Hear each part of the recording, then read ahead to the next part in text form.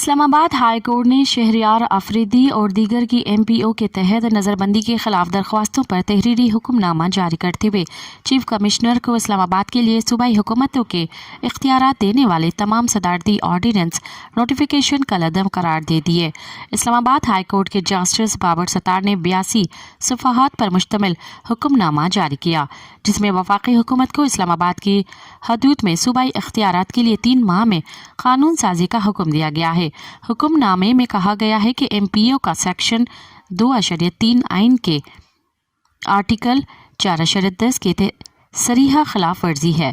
Chief commissioner کو اسلام آباد کے لیے صوبائی حکومت کے اختیارات دینے والے تمام صدارتی آرڈر نوٹیفیکیشن کالعدم قرار دیے جاتے ہیں۔ مزید خبرن ऐं तफ़सीलात लाइ विज़िट कयो असांजी वेबसाइट www.awamiNewsHD.com ऐं ॾिसंदा रहो अवामी न्यूज़ HD।